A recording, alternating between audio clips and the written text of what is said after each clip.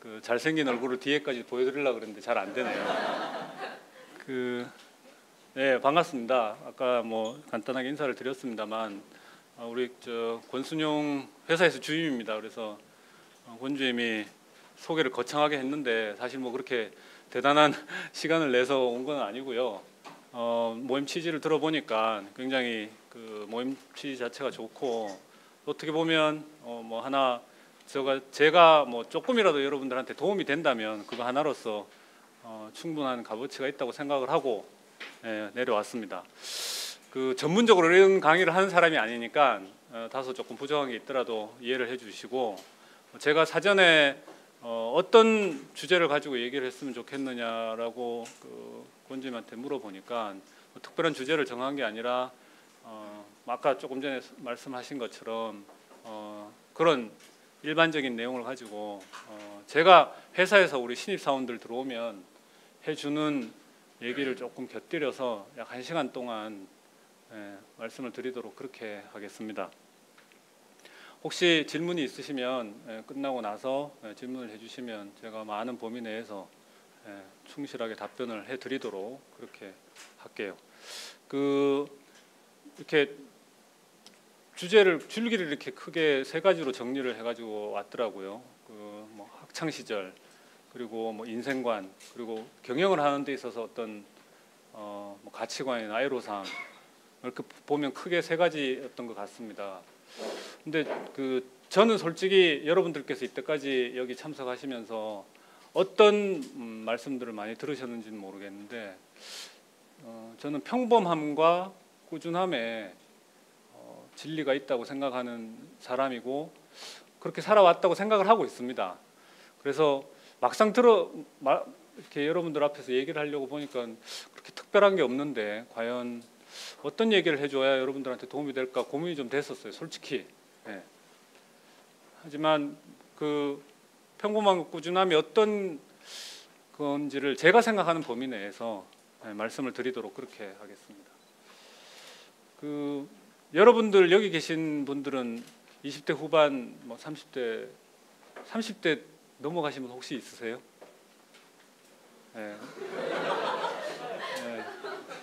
두 분 있으시네.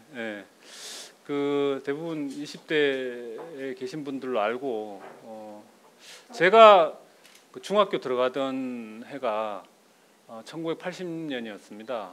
그래서 1980년은 여러분들께서 아실런지는 모르겠지만 79년도에 박정희 대통령이 암살이 되고 12.12 사태가 나고 80년도에 광주 사태가 생긴 그 해였습니다. 그래서 저는 중학생이었기 때문에 그때 어떤 일이 일어났는지는 나중에 알았죠. 나중에 알았고 그때 제가 이제 학생으로서 가장 반가웠던 거는 요즘 문제가 되고 있는 사교육이 금지가 되던 첫 해였습니다. 그래서 저는 중학교 입학하면서 고등학교 졸업 때까지 사교육 없는 첫 번째 세대였습니다. 그래서 참 학교 생활이 요즘 학생들에 비하면 굉장히 그때는 어려웠지만 지금 요즘 세대들하고 비교를 해보니까 너무나도 자유로운 시간이 많았던 학창 시절이 아니었나, 중고등학교 시절이 아니었나 그렇게 생각이 들더라고요. 요즘 우리 집 애들 보니까 그렇더라고요. 주말에 집에 올라가 보면 저보다 더 바빠요. 애들 얼굴 보는 게 힘듭니다. 그래서 학창 시절에 학원 생활이라는 게 없었기 때문에 학교 끝나고 나면 뭐 3시, 4시 정도 되면 중학교는 끝나죠. 고등학교 때는 그 당시에 이제 야간 자율학습이라는 게 있어서 좀 늦게 끝났습니다만, 그래서 저는 제 개인 시간을 굉장히 많이 누렸던 것 같습니다. 대부분 그때 다 그랬지만. 그래서 운동도 좀 많이 하고 또 책도 좀 많이 읽었던 것 같아요. 그러니까 학과하고 상관없는, 그때는 뭐 학원을 다니질 않았기 때문에 그런 것에 대해서 그렇게 어떤 걸 해야 된다는 걸 잘 몰랐기 때문에 그래서 비교적 자유롭게 학교 생활을 보냈던 것 같습니다. 그래서 요즘도 그러는지는 모르겠지만 주로 이제 역사나 또 뭐 문학과 관련된 책들을 그냥 자유롭게 그냥 많이 읽었던 것 같아요. 그래서 그 비교적 평범하게 그냥 중고등학교 생활을 했던 것 같고요. 고등학교 때 조금 달랐다면 그 요즘은 스펙 때문에 일부러 그렇게 한다고 그러는데 그때는 그런 건 없었습니다. 없었는데 고등학교 때 서클 활동을 굉장히 활발하게 했었습니다. 그래서 그 어떤 토론을 하고 또 이렇게 선배들, 동료들과 이렇게 자유롭게 어떤 주제를 정해놓고 그 토론을 활발하게 했던 그런 서클 활동을 한 3년 했었기 때문에 그게 이 나중에 대학 생활하고 직장 생활하는데 굉장히 자양분이 됐던 것 같습니다. 그때는 그런 걸 몰랐지만 누가 시켜서 한 게 아니라 친구들하고 같이 그냥 우연찮은 기회에 이렇게 가입이 돼서 그 3년 동안 생활을 하다 보니까 나중에 대학교로 가보니까 오히려 거꾸로 대학교 때는 서클 활동을 안 했었어요. 고등학교 때 그렇게 그런 생활을 지내다 보니까 그렇게 이제 그 학창 생활을 그냥 그렇게 보냈던 것 같고요. 제가 이제 대학교 들어갔던 해가 이제 86년도입니다. 86년도가 86년, 87년이 막바지였습니다. 이제 학생 그 민주화 시위가 막바지에 다다랐던 시기고 87년도에 어떻게 보면 이제 학생 시위가 거의 이제 끝나가는 시점에 첫 대학 2년을 보내다 보니까요. 첫 대학 2년 동안 학사 일정이 정상적으로 진행되지가 않았었습니다. 그래서 그 2년이면 중간기말에서 모두 8번 그 시험을 치르게 되는데요. 중간기말을 정상적으로 치렀던 학기가 딱 한 번 있었습니다. 그만큼 그때는 학생 시위도 격렬했고 학사 일정을 정상적으로 지키기가 힘든 그 시기였었는데요. 제가 뭐 그렇게 적극적으로 학생 운동에 참여를 한 세대거나 그런 부류였거나 그렇지는 않습니다. 그렇지만 지금 돌아서 보면 그때 어떻게 보면 대학교를 들어가면서 사회를 바라보는 그 균형된 시각을 갖추는 2년간이 아니었나 하는 그런 생각을 하고 있습니다. 그리고 그게 지금 회사를 경영하는데 많은 도움을 주고 있습니다. 무슨 얘기냐 하면 중고등학교 그 6년 동안에는 그냥 학교에서 선생님들이 가르치는 것만 그게 바른 건 줄 알고 옳은 건 줄 알고 그냥 그렇게 생각하고 생활을 했었어요. 그런데 대학교를 막상 들어가 보니까 내가 배워왔던 거하고 너무나도 다른 주장들이 많고 또 그런 세상이 있더라고요. 솔직히 조금 문화적인 충격을 받을 정도였습니다. 저는 대구에서 계속 학창 생활을 보냈기 때문에요. 근데 막상 이제 대학교를 들어가 보니까 이게 우리 한 국가 안에서 이렇게 다른 생각들이 있고 다른 일들이 벌어졌었구나라는 것을 느끼고 그걸 이해하는데 많은 시간이 걸렸습니다. 근데 그 2년 동안을 지나면서 겪었던 어떤 그 정신적인 뭐 성숙이라 그래야 되나요? 그런 과정들이 나중에 직장 생활을 하고 지금 기업 경영을 하는 데 있어서 큰 토대가 되었다고 지금 생각을 하고 있습니다. 근데 요즘 이제 우리 그 젊은 친구들을 보니까 너무 이렇게 학교 생활이 그 직장 취직을 하는 거에 포커스가 맞춰져 있는 것 같아서 그 경험들은 많이 하는 것 같아요. 뭐 해외 여행도 옛날에 비해서 많이 하고 또 요즘 회사에 그 지원을 해서 그 입사 서류 그 자기소개서나 이런 걸 보면 거의 대부분 그 어학연수도 다녀오고 나름대로 여러 가지 활동들을 많이 하는데 막상 그 사고의 넓이나 폭을 보면 굉장히 옛날에 비해서 많이 좁아진 것 같아서 그런 부분들은 많이 안타깝게 생각을 하고 있습니다. 이게 그 학교 생활이 너무 빡빡하다 보니까 다른 거를 이렇게 할 수 있는 그런 시간적인 여유나 정신적인 여유가 많이 옛날에 비해서는 줄어든 것 같아요. 여러분들은 어떻게 생활을 하셨는지 모르겠지만 제가 받은 느낌은 그렇습니다.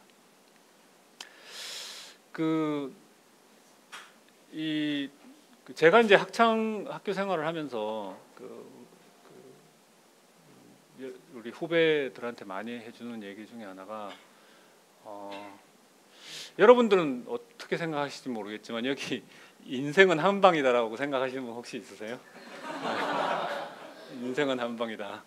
예, 그런 분들 많이 있습니다. 의외로 예, 사회생활 하다 보니까 많더라고요. 그런데 제가 볼 땐 절대 그렇지 않습니다. 예, 절대 그렇지 않습니다. 이게 이제 그 우리 교육의 그 가장 큰 문제점으로 많이 언급하는 것 중에 하나가 학교 서열화, 또 성적으로 모든 거를 평가를 하고 그게 평생을 따라다닌다는 얘기를 많이 하는데요. 예, 일면 사실인 면도 사실이 있습니다. 하지만 요즘 평균 연령을 80세라고 가정을 하면 여러분들이 초등학교, 중학교, 고등학교 그리고 대학교까지 하면 모두 몇 년이죠? 12년에 4년 하면 16년인가요? 예, 16년 뭐 중간에 군대 갔다 오신 분들까지 다 그런 기간에 포함한다면 길게는 뭐 18년 정도를 교육에 투자하는 그 시간이라고 볼 수 있는데요. 과연 그때 그 길로 끝나는 걸까요?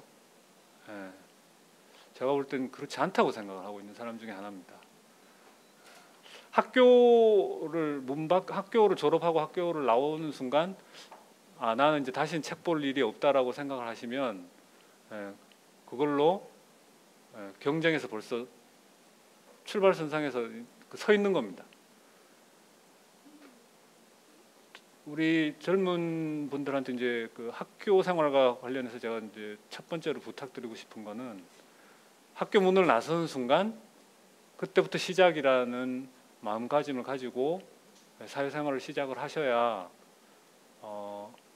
앞으로 더 많은 시간 동안에 여러분들이 학교에서 배우지 못한 많은 것들을 배울 수 있는 기회가 있는데 스스로 문을 닫게 되면 많은 것을 놓치게 되는 그런 거라고 생각을 하거든요. 근데 우리 사회 자체가 좋은 학교 나와야 되고 그 좋은 학교에 들어가기 위해서 중고등학교의 모든 포커스가 거기에 맞춰서 진행이 되다 보니까 사회 전체적으로도 많은 로스가 생기고 또 개인들에게도 그게 마이너스가 많이 되는 것 같아요. 그래서 제 개인적인 학교 생활과 비교를 해봤을 때 그런 면에서는 비교적 자유롭게 학교 생활을 했었지 않았나 그렇게 생각을 합니다. 제가 이제 대학교 학과 전공은 경영학을 했습니다. 경영학을 하면서 직장을 정할 때 보통 이제 그 경영학과를 나온 학생들이 크게 보면 뭐 여러 가지 업의 분류를 이렇게 택하게 됩니다. 뭐 보면 뭐 금융업, 또 뭐 제조업, 또 뭐 전문적인 전문직을 이제 찾아서 가는 뭐 예를 들어서 회계사, 뭐 또 고시 준비하는 친구들, 그리고 이제 자기가 나름대로 창업을 해서 나가는 친구들, 뭐 이렇게 크게 볼 수가 있을 것 같은데요. 저는 이제 학교 생활을 하면서 나의 적성이 뭔가를 봤을 때 공부를 하면서 느꼈을 때 금융과 이제 전 직장 생활을 해야 되겠다고 생각을 했었기 때문에요. 금융과 제조업을 크게 분류를 해봤을 때 이 경제가 돌아가는 거의 기본은 제조가 돼야 그 위에 금융이 뒷받침이 돼야 된다고 생각을 해서 저는 제조업종에 직장을 구하겠다고 생각을 하고 학교 생활을 하고 졸업할 때 제조업종에 관련된 직장만 면접을 보러 다녔습니다.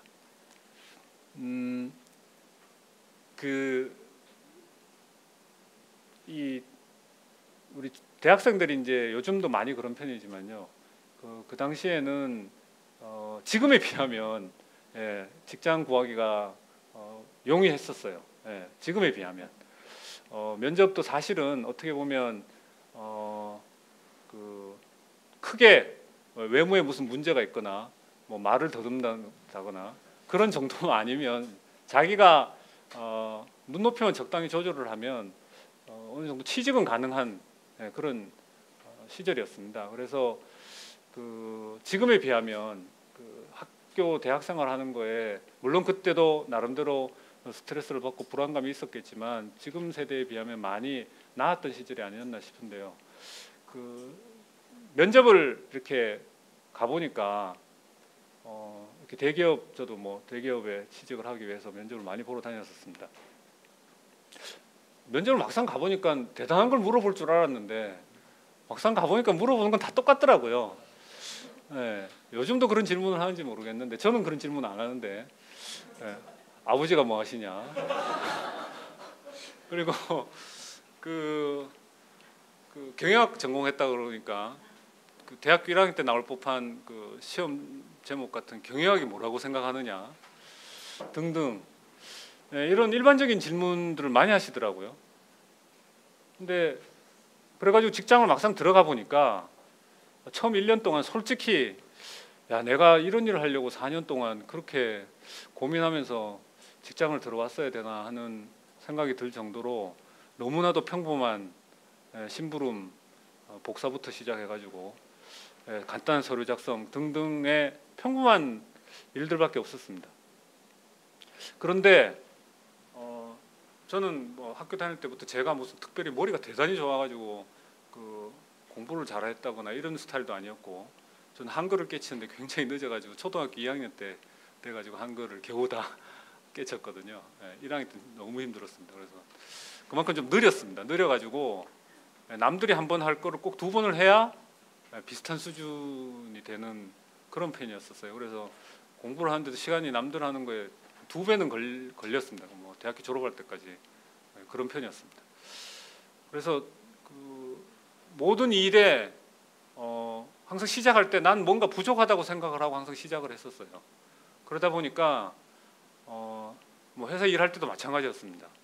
남들이 1시간 하면 내가 그걸 이해를 하건 못하건 난 2시간을 해야 똑같아진다고 생각을 하고 일을 했었습니다. 직장 생활도 그렇게 시작을 했어요.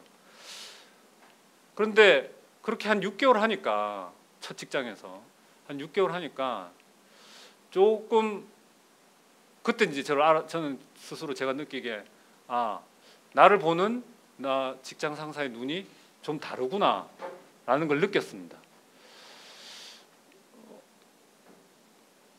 왜 그랬을까라고 나중에 이제 그 생각을 해보니까 이게 그 나름대로 그 취직을 해서 그 지원하는 부서에 지망을 해가지고 적성에 맞춰서 저는 지원을 하고 갔습니다.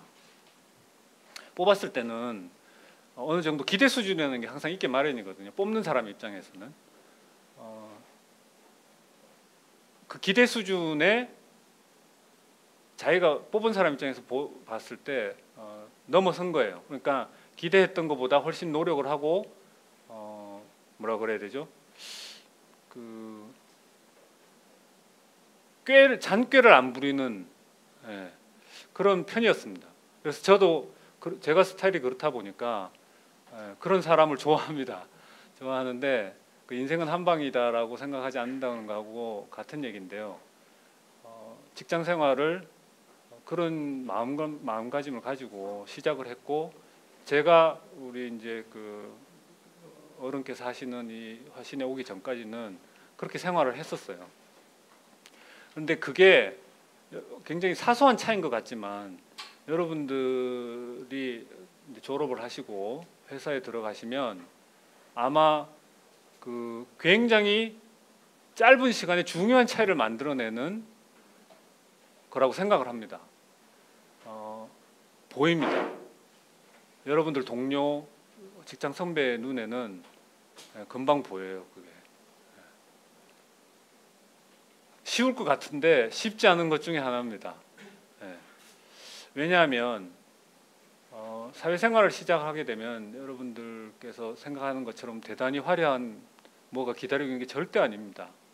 아주 평범한 일부터 시작을 하게 되거든요. 그리고 반복되는 일들이 굉장히 많습니다. 그러다 보면 쉽게 실증이 나고 지치게 되거든요. 그런 거에서 조그만 차이를 만들어낸다는 게 말처럼 쉽지가 않습니다. 누구나 할 수 있는 거거든요. 그리고 여러분들이 정말 중요한 일을 하기까지는 많은 시간을 필요로 하거든요. 그때까지 그 결과에 이르기까지는 그 과정을 누구나 밟아야 됩니다. 그런데 대부분의 경우에 그 과정 중에 이제 탈락을 하게 되는 거죠. 쉽게 포기를 하고 뭐 이래가지고 뭐 크게 되겠어라는 생각들을 대부분이 하거든요. 제가 그 첫 직장이 그 삼성전자 였었습니다. 그때는 지금처럼 뭐 삼성전자가 그때도 물론 큰 회사였습니다만 뭐 정보통신 지금 전화기를 만드는 사업부가 굉장히 조그만 사업부였고요. 그 당시는 가장 큰 사업부가 반도체 사업부였고 가전, 텔레비전하고 비디오, 지금 비디오 없어졌죠. 텔레비전, 비디오, 냉장고, 세탁기를 만드는 가전 사업 부문이 큰 축을 이루던 시절이었습니다. 제가 이제 수원에서 첫 근무를 시작했는데요. 제가 수원에 지원을 했던 이유가 있습니다. 수원에 가니까 그 공장에서 일요일도 밥을 주더라고요. 객지 생활하는 그 사람들한테는 이 식사 문제가 굉장히 크거든요. 특히 주말에 일요일 날 밥 먹는 게 마땅치가 않아서 아주 혼자 해먹기도 힘들고 어디 가서 맨날 사 먹기도 더더구나 힘들고 그렇다고 맨날 친구 만나가지고 흔한 말로 빈대 붙어서 하는 것도 쉽지 않고 근데 가보니까 돈 100원을 내면 밥을 주더라고요. 그래서 이건 무조건 일로 와야 되겠다. 그래서 지원을 해서 갔습니다. 갔더니 그때 첫 부서에 책임 되시는 부장님이 지금 여러분들께서 관심을 가지고 이렇게 경제신문을 보시는지 모르겠지만 삼성그룹의 감사팀장을 하시고 지금 아마 삼성전자의 사장까지 하셨죠. 제일모직 지금 에버랜드로 바뀌었지만 사장을 하고 계시는 윤주아 사장님이었어요. 지금 그때는 부장님이었습니다. 딱 첫날 불러서 면담을 하는데 ROTC냐고 묻더라고요. 아니라고. 저는 눈이 나빠서 방위였습니다. 방위. 그래서 방위 갔다 왔다고 그랬더니 예상을 빗나가는 답변이 나오니까 그래서 왜 수원 사업장을 왜 지원했냐고 묻더라고요. 그래서 무슨 대단한 사명감을 가지고 지원하는 답변을 기대하셨던 것 같은데 저는 일요일 날 밥을 줘서 여기 지원을 했다고 답변을 했더니 너무나도 어이없어 하시더라고요. 근데 이제 제가 그 수원 사업장을 지원했던 이유는 제조업종에 지원을 해서 직장 생활을 시작하는 사람이 공장의 제품이 어떻게 만들어지는지를 모르면 안 된다고 생각을 했기 때문에 수원에 사업장을 지원을 했습니다. 모든 제조 현장이 거기 있었기 때문입니다. 물론 이렇게 얘기를 하면 나중에 아버님이 하고 계시는 회사가 제조업이니까 거기에 오려고 준비를 하기 위해서 그런 거 아니냐고 말씀을 하시는 분들이 계시더라고요. 그런 얘기를 하니까. 근데 그때만 해도 지금 제가 일하고 있는 화신이 이렇게 큰 회사도 아니었고 굉장히 조그만 중소기업이었습니다. 중소기업이었고 아버님께서는 너는 네가 밥 벌어먹고 살 능력이 되도록 교육을 시켜줬으니까 네 능력껏 알아서 해결하라고 항상 입에 대고 내려와서 같이 집에 식탁에 앉으면 맨날 하시던 말씀이 그 말씀이셨습니다. 그래서 월급을 항상 날짜 안 어기고 줄 수 있는 회사를 먼저 골라야 되겠다고 생각을 했고 그리고 내가 공부했던 거에 맞춰서 지원을 하다 보니까 제조업을 가야 되겠다고 생각을 해서 갔기 때문에 이왕 간 거 물건이 어떻게 만들어지는지를 내가 몸으로 체험할 수 있는 데를 지원을 해서 직장 생활을 시작해야 되겠다고 생각해서 지원을 해서 그렇게 직장 생활을 시작을 했습니다. 근데 막상 가보니까 저는 깜짝 놀랐어요. 삼성전자 지금도 그렇지만 그때도 뭐 가장 큰 회사 중에 하나였습니다. 배치받은 부서에 대학교를 졸업한 사람이 딱 두 사람이 있었습니다. 그것도 대리 2분, 한 20명 한 부서에 한 20명 되는데 과장님과 대리 2분만 딱 대학교를 졸업하신 분들이고 나머지 17명은 다 고졸 사원이었었어요. 그만큼 그 대졸 사원들이 지원을 안 한다는 얘기입니다. 예, 다 서울 근무하기를 원하고 현장에 안 내려오려고 그러거든요. 그때도 그랬어요. 지금도 그런지는 모르겠지만, 근데 지금도 회사에서 신입사원을 받아보면 다소 그런 경향은 있는 것 같습니다. 제가 가니까 예, 이거 별종입니다. 이제 그래 되니까 처음에 왕따 아닌 왕따를 당하게 되더라고요. 어쩔 수 없는 구조가 그랬습니다. 뭐 그럴 수밖에 없죠. 그 첫 부서 배치 받아서 가니까 그 저를 이제 맡은 그 사수라고 그러죠. 사수 부사수라는 얘기를 군대 용어긴 합니다만 지금도 보통 회사에서 다 신입 사원들 들어오면 선배 사원 한 명을 이렇게 한 1년 동안 붙여서 이렇게 좀 적응이 잘 되도록 그렇게 해주는 편인데요. 그 사수 되는 분이 고등학교를 졸업하고 삼성전자에 취직을 해서 한 부서에서 거의 한 15년 가까이 일한 분이셨어요. 처음에는 뭘 물어봐도 대답도 안 해주고 밥도 같이 안 먹으려고 그러더라고요. 그리고 그 당시만 해도 이렇게 그 컴퓨터가 있긴 있었습니다만 컴퓨터 시스템이 그렇게 막 기관 시스템이 잘 돌아가서 회사 퇴근 시간이 이렇게 규칙적으로 되고 그렇지가 않았었습니다. 그래서 이 퇴근 시간이 굉장히 불규칙하고 많이 늦었거든요. 그러다 보니까 부서 업무 특성상 이렇게 좀 낮에는 좀 다른 부서에서 일이 끝나기를 기다려야 되고 밤 늦게까지 일을 하고 가야 되는 그런 업무 특성이 좀 있었습니다. 그래서 많이들 이제 좀 힘들어하고 지쳐하고 그러고 이제 늦게 가면 그 다음 날 아침에 아프다 그러고 안 나오고 이런 경우가 많았었어요. 이제 부서의 분들이. 근데 신입 사원 들어가서 그 선배 사원이 좀 부서의 과장님하고 좀 갈등도 좀 있었고 일이 좀 잘 안 되고 그랬었습니다. 그러다 보니까 그 다음 날 회사에 안 나왔어요. 근데 과장님이 나를 부르더니 가서 데리고 오라 그러더라고요. 집이 어딘지도 모르는데. 막막하더라고요. 그래서 다른 부서에 계시는 이제 대리 선배분한테 집을 물어서 갔습니다. 아프다 그러니까 일단 주스 한 병 사들고 진짜 아픈가 해서 가봤더니 진짜 아픈 게 아니더라고요. 회사 나오기 싫어가지고 짜증도 나고 하니까 안 나왔어요. 근데 이제 부서 하는 업무 관리 업무였기 때문에 월말이 되면 결산을 해서 경진에게 이제 회사 부서 사업 부문에 손익을 보고를 해야 되는 시간은 정해져 있고 이런 업무가 시간 내에 지켜지지 않으면 부서장이 굉장히 곤란해지는 그런 특성을 가지고 있는 부서였었습니다. 그러다 보니까 주 담당하는 담당자가 딱 회사를 안 나와버리니까 과장 입장에서도 굉장히 깝깝했던 거죠. 나중에 보니까 그랬던 것 같습니다. 그래서 가서 이제 뭐 이런저런 얘기를 하면서 회사 가기 싫다 그래서 그럼 나도 가지 말자고 생각하고 밖에 나가가지고 돼지고기하고 상추하고 소주 한 병 사가지고 다시 그 집으로 갔습니다. 가가지고 같이 점심 때 회사 안 가고 데리고 오라는 그때마다 전화기가 없었기 때문에 가가지고 연락이 안 되면 어쩔 수가 없거든요. 그래서 같이 앉아가지고 소주 먹으면서 그냥 이런저런 얘기해서 많이 가까워졌습니다. 그래서 회사 퇴근 시간쯤 돼가지고 같이 갔어요.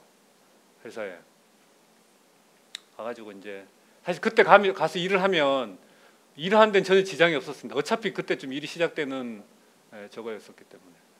그러니까 이 사람은 다 알았던 거죠. 자기 생각으로는 과장한테 은연중에 자기가 하고 싶었던 얘기를 몸으로 나타내고 그리고 애간장은 태웠겠지만 늦게라도 가서 밤을 새워서 일단 일을 해놓으면 그 다음날 결과물은 나오게 돼 있었으니까 다 계산해 놓고 했던 겁니다. 난 그거 몰랐죠. 그래서 이제 가까워지게 돼가지고 어떻게 보면 그걸 계기로 해서 다른 동료들하고도 좀 많이, 동료가 아니고 저한테는 다 선배 사원입니다. 나이는 뭐 저보다 적었던 사람도 있고 또 뭐 대부분 많았지만 직장 생활은 저보다 적어도 뭐 5, 6년 이상 더 한 사람들이었습니다. 그렇게 해서 그 첫 사회 경험을 시작을 했습니다. 그러다가 이제 아까 말씀드린 것처럼 막상 1년을 넘게 이렇게 같은 일을 반복을 하다 보니까 야, 이거 이래가지고 내가 여기 그대로 있어가지고 과연 10년이 지나서 어떤 경쟁력을 가질 수 있을까라는 고민도 하게 됐고, 1년 지나서 제 후배 사원으로 들어왔는데 저보다 나이도 많고 가방끈도 긴 사람이 이제 제 후배 사원으로 왔어요. 석사학위를 받은 사람이 왔는데 외국어도 너무 잘하고 일하는 것도 뭐 들어오자마자 그 일을 하는데 너무 적응을 빨리 하고 잘하는 거예요.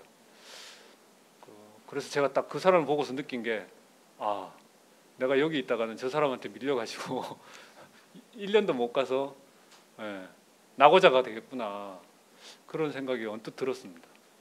그래서 과감하게 직장 생활을 조금 중단을 하고 유학을 갔다 와야 되겠다고 생각을 해서 유학을 갔다 왔습니다. 한 2년 MBA를 했습니다. 그때는 MBA를 하게 된 계기가 딴 거보다도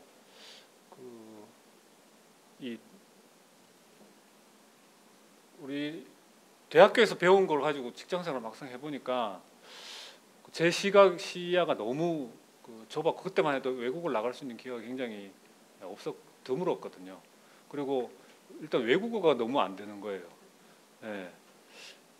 영어 1어는 어느 정도 해야 되는 저거였는데, 물론 본인이 노력을 안에서 하면 충분히 지금 돌아보면 가능했습니다. 근데 그때는 그런 생각을 못했고 갔다 와야 되겠다고 생각을 해서 유학을 가서 2년 동안 유학 생활을 하고 다시 한국에 들어올 때 또 직장을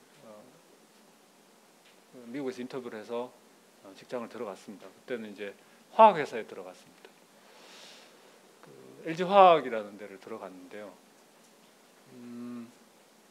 제가 이제 2년 동안, 짧은 시간이지만 2년 동안 외국 유학 생활을 하면서 우리 나라가 얼마나 작은 나라고 또 얼마나 할 일이 많은, 그리고 얼마나 기회가 많은 나라인가, 그리고 그런 데서 일하고 있는 젊은 사람인가를 배울 수 있는 그런 시기였던 것 같습니다. 그리고 이 전 세계에서 모인 학생들과 생활하면서 경쟁을 해보니까 나도 노력을 하니까 나름대로 경쟁력이 있구나 라는 걸 느낄 수 있는 또 시기였기도 하고요. 그래서 들어올 때 이왕이면 내가 배운 지식을 좀 적극적으로 활용을 할 수 있는 자리를 찾아서 가야 되겠다라고 생각을 해서 인터뷰를 해서 LG 화학이라는 회사를 선택을 하게 됐습니다. 근데 그 당시에 어떤 에피소드가 있었냐면, 이 삼성그룹에서 자동차를 시작하던 시기였었습니다. 제가 한국에 다시 들어오던 시기가 96년 하반기였는데요. 그 삼성전자를 다시 들어가려고 인터뷰를 하니까 인터뷰를 5분이 이렇게 앉아서 인터뷰를 하는데 제가 삼성전자에 근무를 했던 기록이 있기 때문에 저에 대한 백그라운드를, 기록을 많이 가지고 있었겠죠. 첫 번째 질문이 아버지가 뭘 하시냐고 묻더라고요. 그래서 내가 웃으면서 아니, 대학교 졸업하고 직장 들어갈 때도 첫 번째 질문이 그거였는데 이 대학원을 졸업하고 어떻게 같은 질문을 또 하냐. 그때 물어본 의도가 달랐습니다. 삼성 자동차가 여러분들은 아실는지 모르겠지만 삼성에서 하면 뭐든지 된다고 생각했던 시기였었습니다. 그리고 삼성 자동차가 출범을 할 때 현대차가 엄청난 견제를 했었거든요.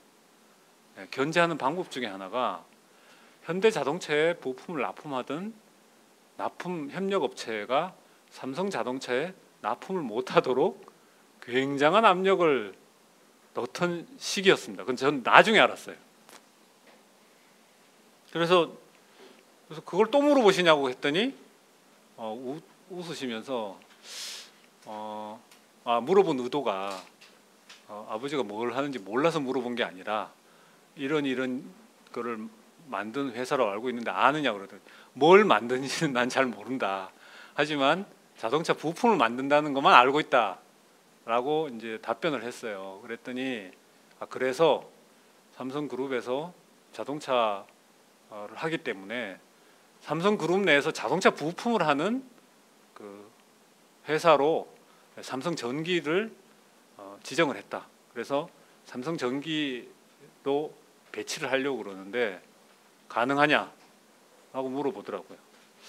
그래서 그때만 해도 저도 젊기도 하고 나이도 얼마 안 되고 어린 시기였기 때문에 삼성전자 입장에서 보면 삼성전기는 굉장히 작은 회사였었거든요. 그리고 자회사나 다름없는 그런 회사였었습니다.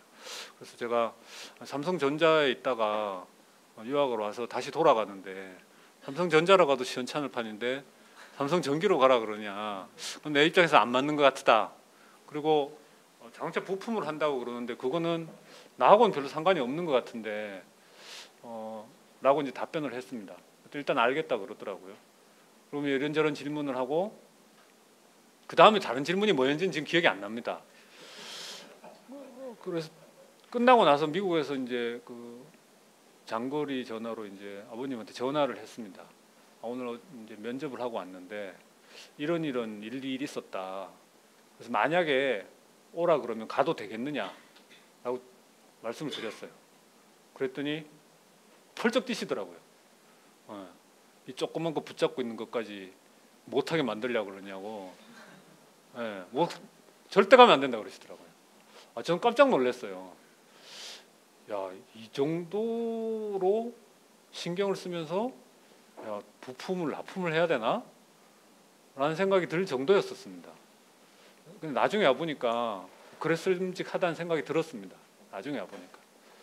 그래서 삼성전자에서 그렇게 삼성전기로 오라고 하고 구체적인 연봉까지도 제안을 받았습니다.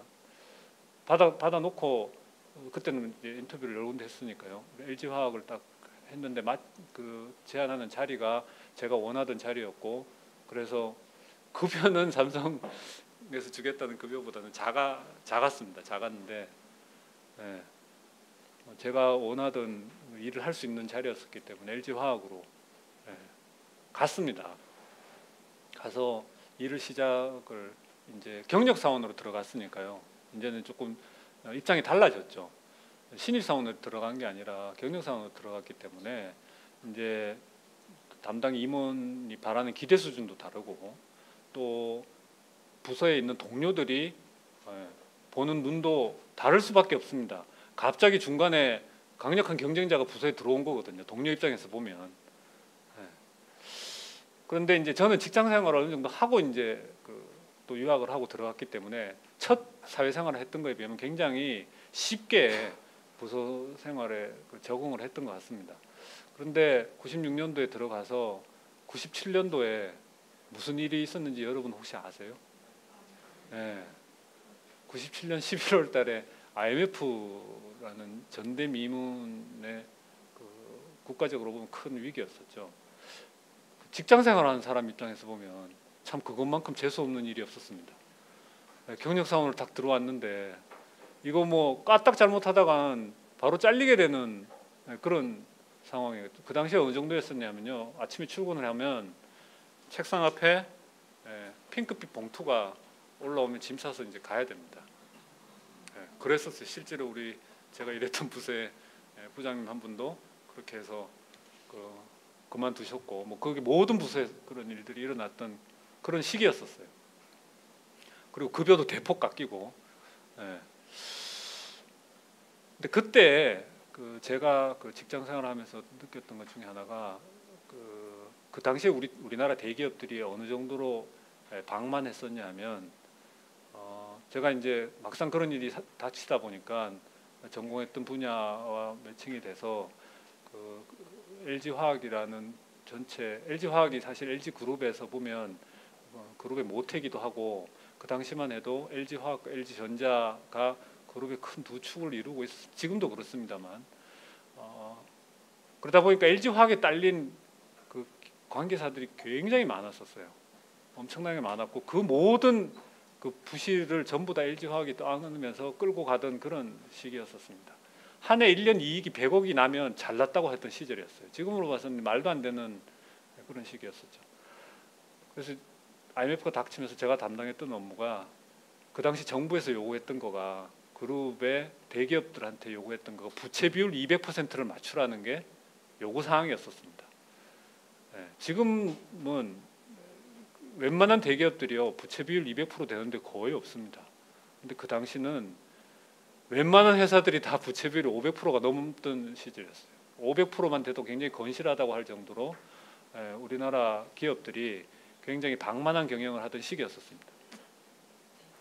그 구조조정 업무를 담당을 하다 보니까 그 상대되는 부서가 정부의 이제 금융감독원이었고 이제 그 부서의 회사 전체의 부실을 이제 어떻게 빨리 없애고 그거를 건실한 자산으로 바꿔 나가느냐 하는 거를 이제 만들어내는 담당자였습니다. 이제 그 일을 하다 보니까 이제 굉장히 많은 부서를 상대를 해야 되고 굉장히 많은 사람들을 만나야 됐습니다.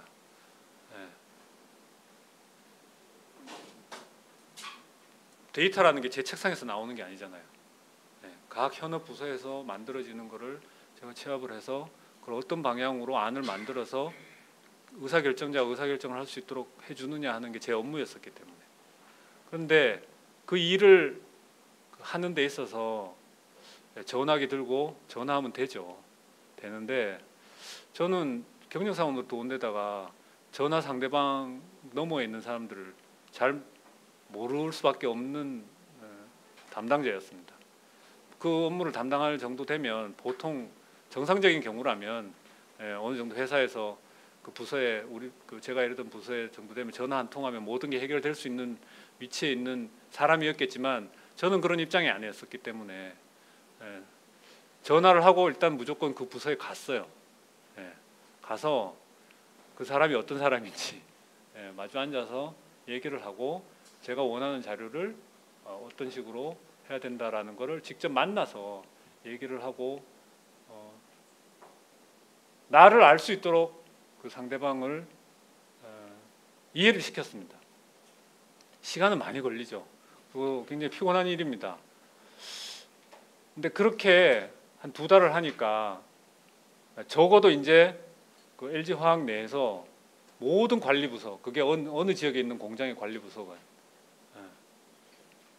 제가 전화를 하면 상대방이 일단 내가 누군지를 아니까 너무 일이 쉬워지더라고요.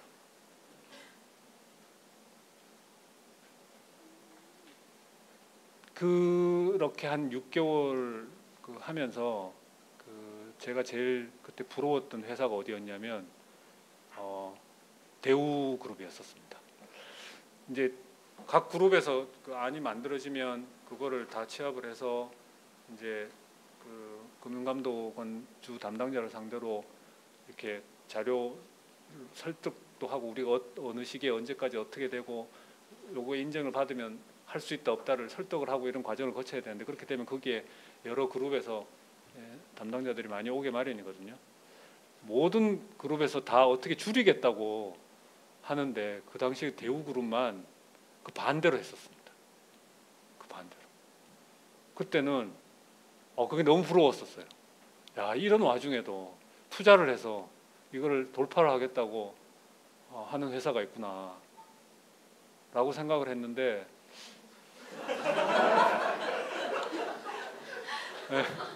어떻게 됐는지 여러분도 잘 아시죠? 없어졌잖아요. 저 그때 많이 배웠습니다. 정말. 네, 정말 많이 배웠어요. 그래서 그때 제가 한 1년을 돌아놓고 보니까 365일이죠. 365일 중에 쉬었던 날이 30일이 안 됐던 것 같아요.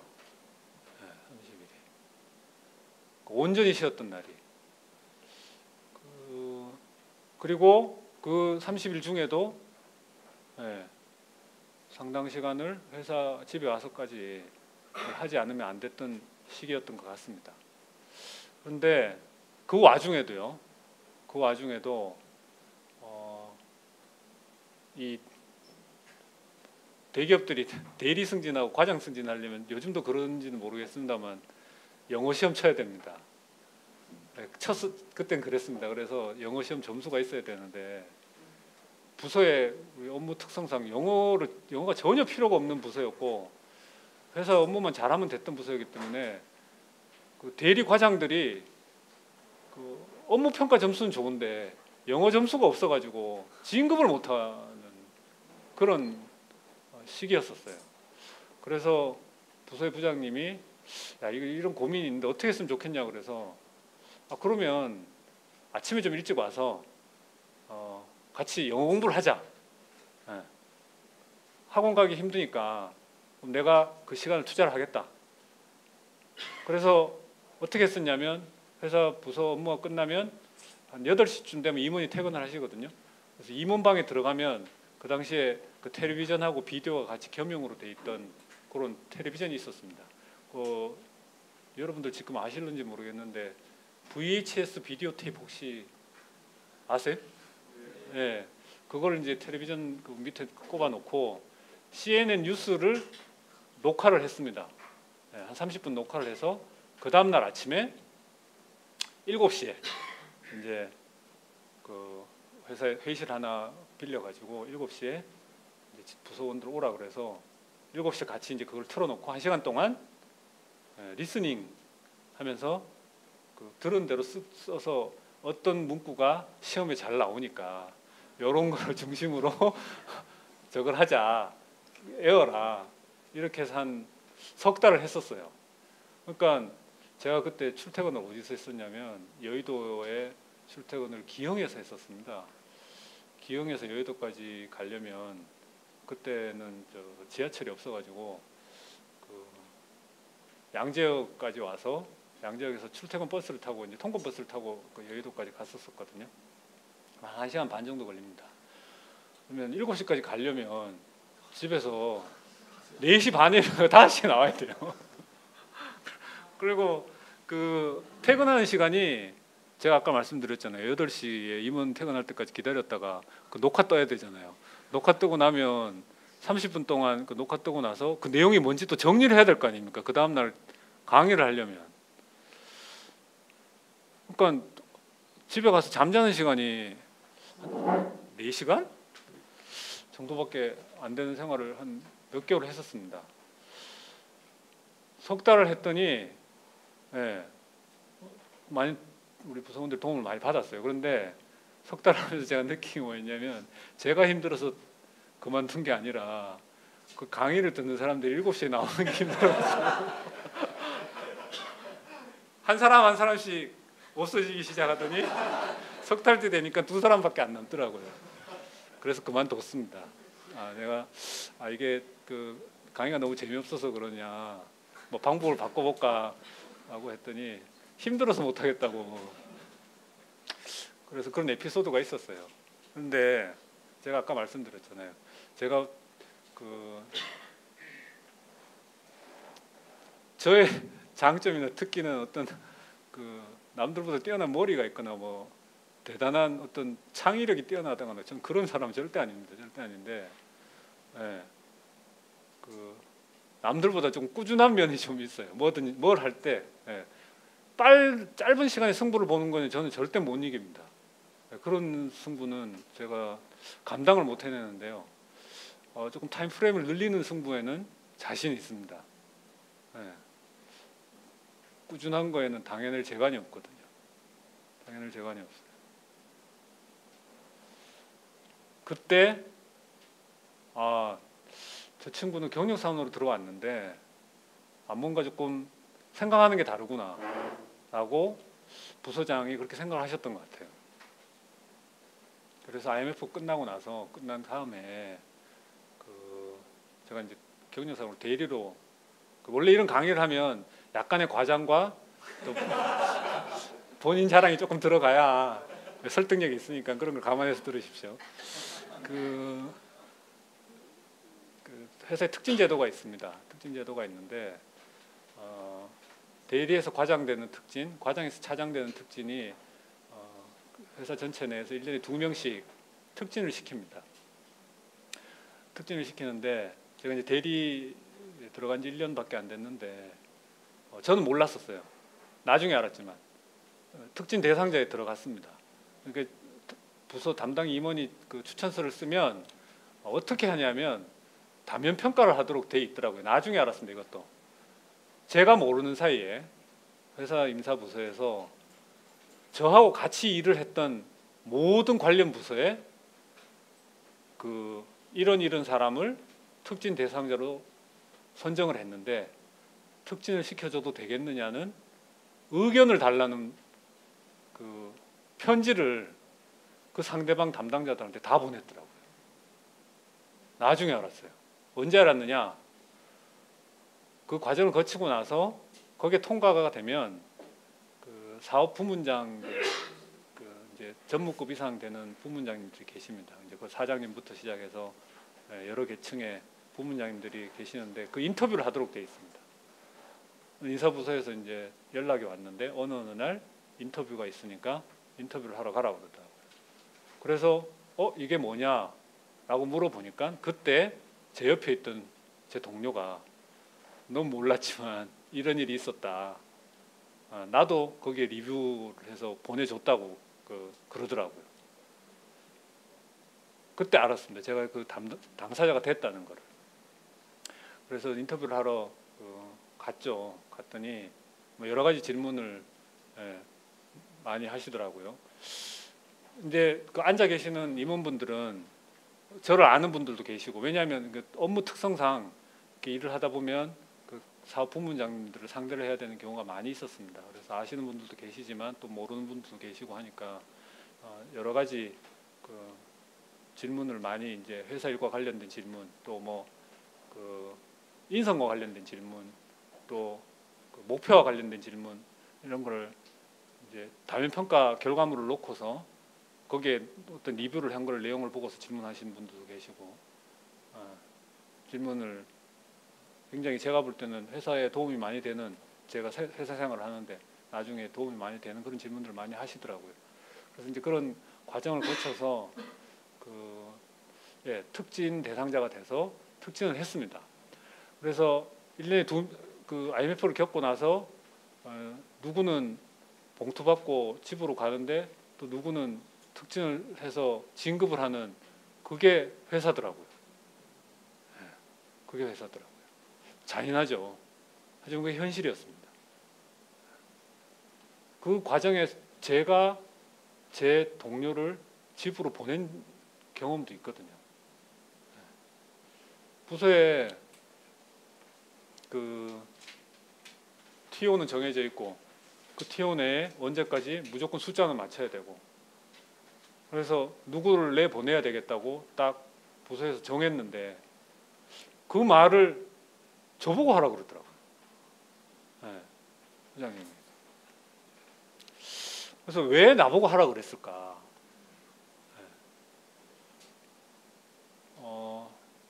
정말 고민이 많이 됐었습니다. 도대체 이걸 어떻게 해야 저 사람한테 이걸 납득을 시키고 본인이 그걸 이해를 하고 과연 그만둘 수 있을까? 저와 같은 대리인데 참 어려웠었습니다. 그런데 글쎄요, 제가 그 사람 입장에서 어떻게 그걸 받아들였는지는 모르겠지만 제가 했던 말은 딴 게 아니라 어떤 본인이 능력이 인력이 모자라서 아니면 뭐 회사에 적응이 안 돼서 부서원들이 싫어해서 회사 내에서 왕따는요 학교에서 왕따 저리 가랍니다. 그렇게 접근을 하면 정말 얼마나 그 당사자 입장에서는 힘들겠습니까? 본인이 설령 그걸 알았더라도. 네.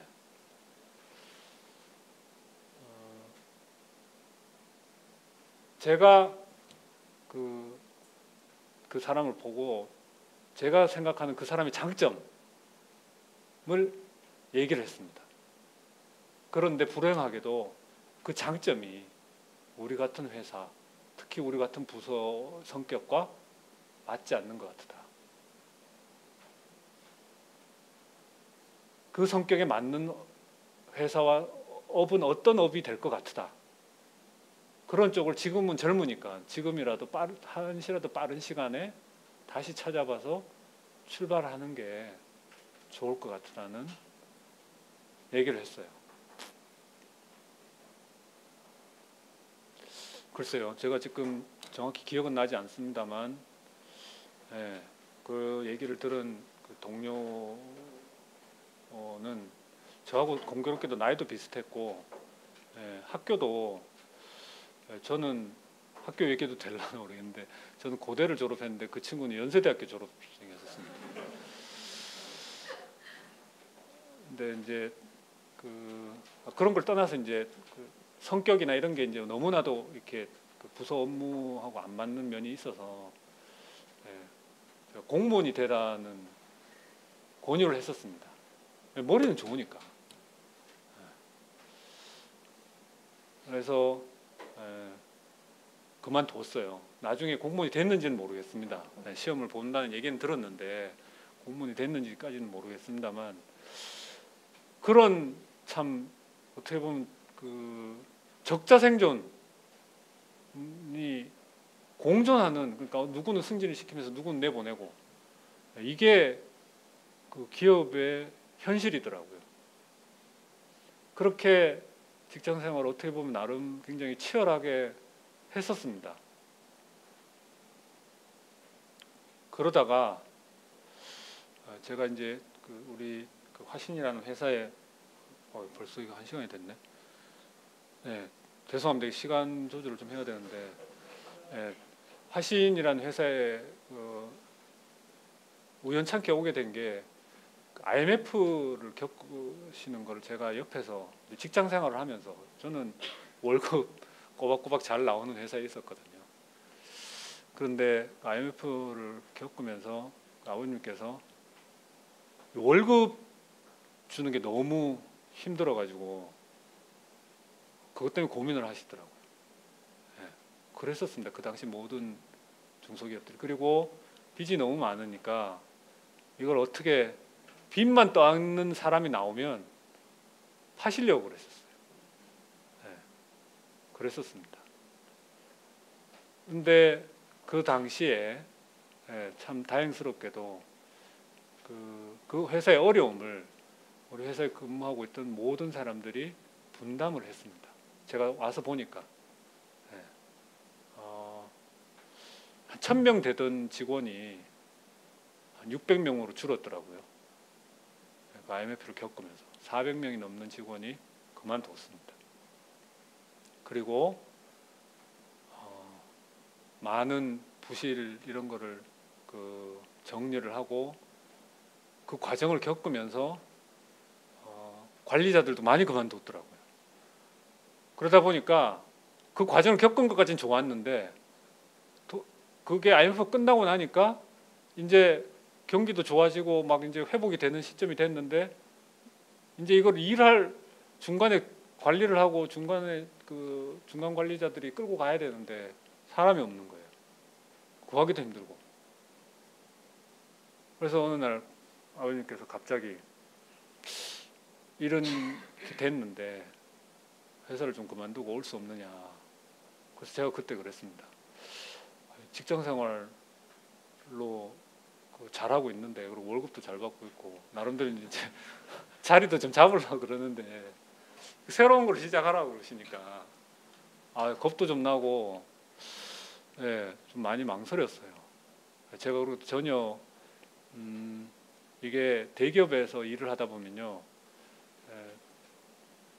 자원에 대한 제약은 담당자들은 많이 모릅니다. 왜냐하면 닭은 회사에서 주거든요. 사람 부족하다 그러면 사람 대주고, 돈 부족하다 그러면 돈 대주고. 그런데 중소기업은 그거를 다 직접 해결을 해야 됩니다. 와보니까 그렇더라고요. 2000년도에 제가 와가지고 자동차 부품업이라는 거를, 그리고 또 현대라는 그룹을 상대로 일을 해보니까 공교롭게도 삼성의 문화를 겪고 LG 또 문화를 겪고 현대를 상대로 이제 일을 해보니까요, 정말 낯설었습니다. 힘들더라고요. 너무 이 우리나라 3대 그룹의 그 문화가 이렇게까지 차이 나는가 싶을 정도로 너무나 달랐습니다. 그런데다가 막상 그 중소기업에 와서 그 현실을 맞닥뜨려 보니까요, 쉽지 않더라고요. 그리고 그나마 우리 그 당시 제가 들어왔을 때만 해도 현대자동차에서 전문 경영을 하시던 분이 와서 그 전문 경영인으로서 이제 막 시작을 하신 때였고, 그나마 다른 회사에 비하면 그런 분들이라도 있는 그런 회사였는데도 불구하고 제가 이제 중간 관리자로서 직급도 많이 안 주시더라고요. 제가 과장이었었는데 차장으로 왔습니다. 그래가지고 와서 막상 부닥쳐 보니까 처음에 의사소통이 안 됐습니다. 나는 분명히 아라고 얘기를 했는데 받아들인 사람 그걸 어라고 받아들이더라고요. 그걸 이해하고 다시 어느 궤도까지, 그러니까 제가 설정해 놓은 수준까지 올리는데 한 2년 걸리더라고요. 내가 원하는 대로 의사소통이 되는 데까지. 그리고 그걸 겪고 나니까 내가 얼마나 참 편하게 직장 생활을 했었구나 하는 거를 그때 참 뼈저리게 느꼈습니다. 뼈저리게. 이게 자원의 제약이 있는 상태에서 의사결정을 하고 그 제약된 자원에서 그걸 활용을 해서 성과를 내는 거가 이게 만만치 않구나라는 거를 정말 온몸으로 느꼈던 첫 2년이었던 것 같아요. 하지만 그때 정말 다행스러웠던 거는 그런 이 자동차 부품의 초짜를 가르쳐주고 이끌어주셨던 분들이 계셨어요. 다행스럽게도. 그 전문 경영인들이 정말 성실하신 분들이 계셨기 때문에 제가 그분들하고 같이 일을 하면서 정말 많은 걸 배웠습니다. 그 과정을 통해서 이제 이 부품업이 어떤 생리를 가지고 돌아가는구나라는 거를 배우고 또 그걸 토대로 해서 어떻게 보면 이제 회사 경영을 하는데, 그리고 의사결정을 하는데 어떤 기준을 가지고 판단해야 되는가는 제가 직장생활을 통해서 충분히 경험을 했기 때문에, 연습을 했기 때문에 그걸 접목을 시켜서 회사 경영을 해오고 있는 것 같습니다. 다행스럽게도 저한테는 큰 행운이죠. 다행스럽게도 IMF를 겪으면서 현대자동차가 기아자동차를 합병을 하고 그러면서 성장하는 토대를 만들어서 글로벌로 성장을 막 시작하던 시점에 제가 들어왔고, 그리고 저는 와서 보니까 우리나라에서만 있어가지고는 절대 살아남을 수 없다고 생각을 했기 때문에 일찍 해외 투자를 해야 되겠다고 생각을 했고, 마침 그때 우리한테 기회가 왔고 그 기회를 잡았습니다. 잡았을 뿐인데 어떤 목표를 가지고 시작한 건 아니었었어요. 근데 10년이 지나놓고 보니까 그게 결과론적으로 돌아보니까 지금의 화신을 만들어 놓은 시작이었던 것 같습니다.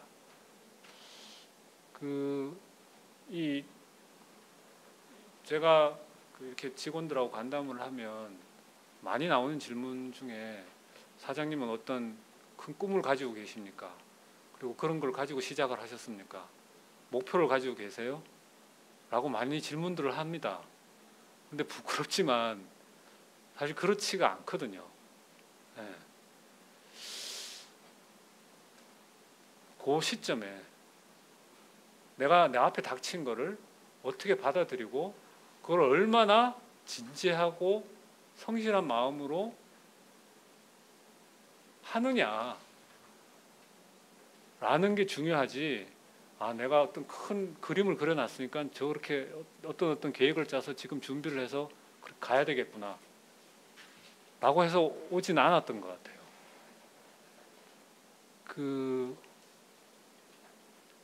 그런 거를 조금 이렇게 전문적으로 표현하시는 분들이 이렇게 말씀을 하시더라고요.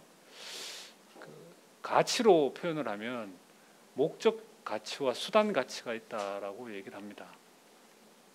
목적 가치라는 건 어떤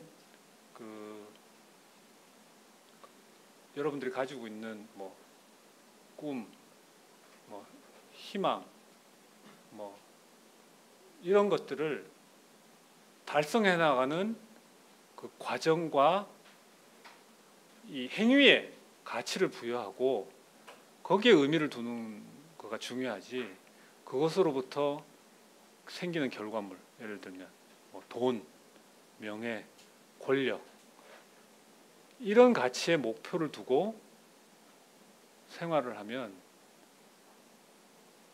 다르다는 거죠.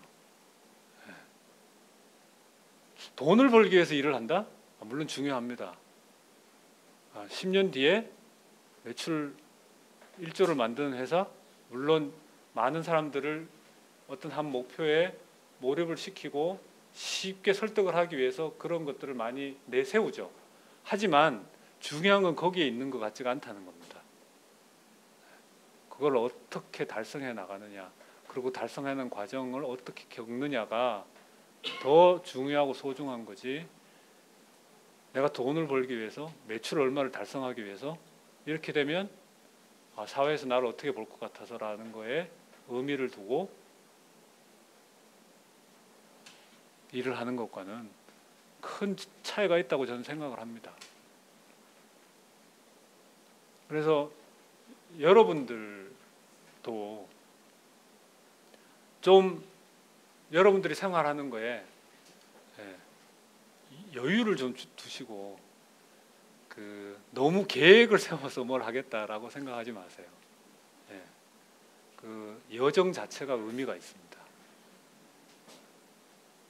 지금 요즘 우리 회사에 지원을 하는 젊은 친구들 보면 물론 회사에 들어와서 직장 생활을 하고 또 안정적인 생활을 해야 되니까 중요합니다. 그리고 그 회사에 들어오기 위해서는 당장 어떻게 구분할 방법이 없으니까 여러분들 많이 얘기하는 스펙, 학교 다니면서 어학도 해야 되고 뭐 학점 관리도 해야 되고 뭐 봉사활동도 해야 되고 뭐 어학연수도 갔다 와야 되고 당장은 중요해 보이죠.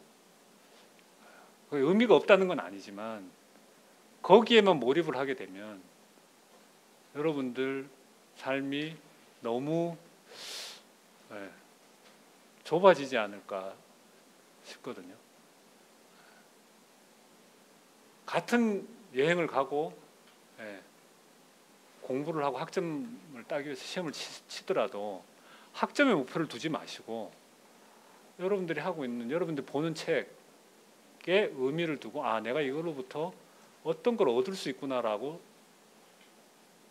접근을 해달라는 의미입니다. 그 수단에 너무 목표를 두지 마시고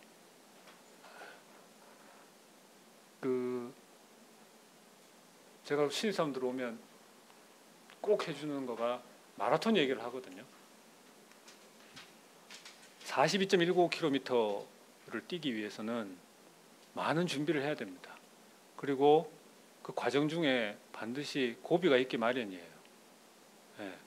뭐 체육학에서는 뭐 데드 포인트라는 얘기도 하고 뭐 여러 가지 얘기들을 많이 하는데 어떤 그 힘든 과정을 넘어서야 끝까지 완주를 하게 되고 그 42.195km를 뛰기 위해서는 단순히 심폐기능만 좋아져 가지고는 안 되고 근력도 키워야 되고 여러 가지 준비를 해야 됩니다.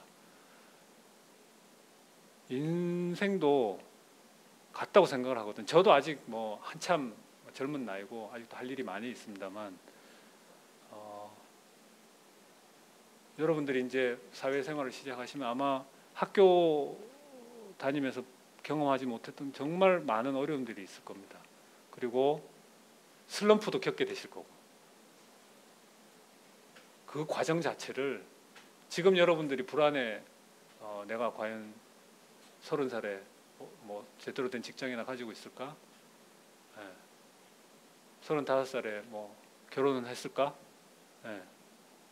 불안해하지 마시고요. 여러분들이 평균 연령 80살까지 사시려면 이제 시작입니다. 그 과정을 길게 보시고 지금 하는 거를 이제 시작이니까 어떤 의미의 목표를 두시고 생활을 하시면 아마 조만간에 좋은 결과가 있을 거라고 생각을 합니다. 제가 하나 여러분들 젊으시니까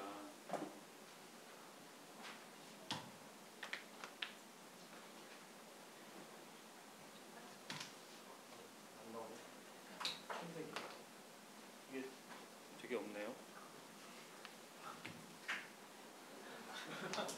혹시 써지는 거 있나요? 없어요?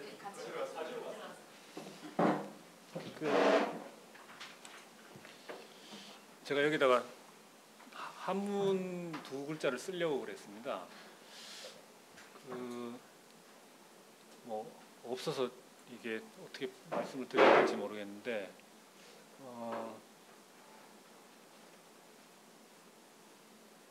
기정이라고 있거든요. 한문으로 기자는 포기할 기자하고 정자는 우물 정자입니다.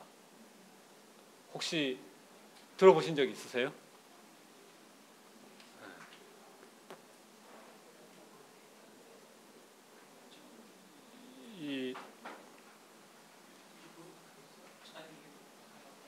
써도 되나요?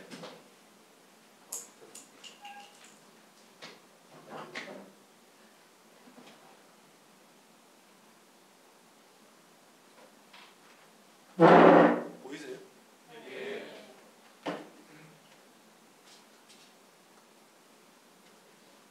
이게 포기할 때 버릴 기입니다. 버릴 기.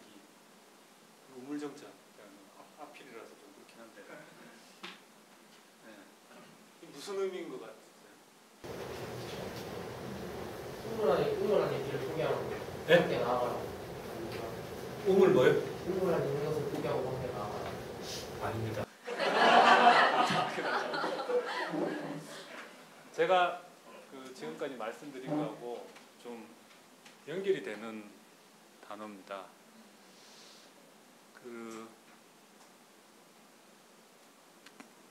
포기한다 그랬죠? 우물을 파는 거를 포기하는 걸 얘기하는 겁니다. 우물을 파다가 포기하면 어떻게 되죠?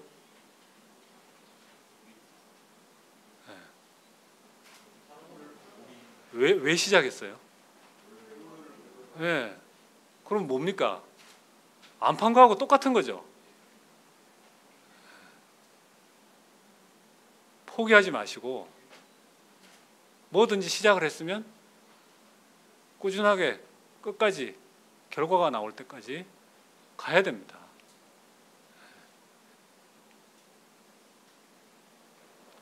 그걸 하시라는 겁니다. 오늘 여러분들 여기 모이셔서 또 이때까지 좋은 분들이 오셔서 많은 좋은 말씀들을 많이 하셨을 거예요. 여러 번 참석하신 분들도 계실 테고 오늘 처음 오신 분들도 계실 텐데 여러분들 듣고 지금 뭐 하고 계십니까? 듣지만 마시고 시작하십시오. 여러분들 렘브란트라는 화가 혹시 아시죠? 네. 어떤 사람이 렘브란트한테 어떻게 그런 좋은 그림을 그릴 수 있냐고 물었습니다. 렘브란트의 답이 지금 붓을 들고 시작하세요가 렘브란트의 답이었습니다. 네, 이상 마치겠습니다.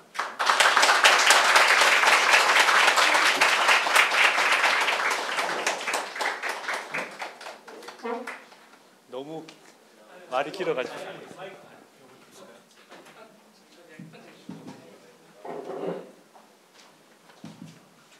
네, 좋은 강연 해주신 정서진 사장님께 다시 한번 큰 박수 부탁드리겠습니다.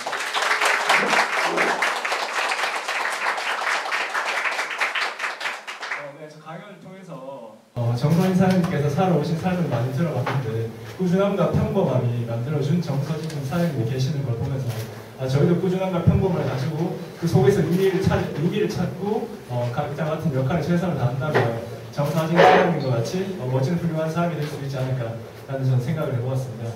저희도 굉장히 뜻깊었지만 아무래도 화신에서 오신 직원분들도 있는 걸로 알고 있는데 굉장히 좀 뜻깊은 시간이 아니었나 싶었습니다. 역시 그거 있어요? 네. 뭐 그러고 있으니까 못 알아봤어요.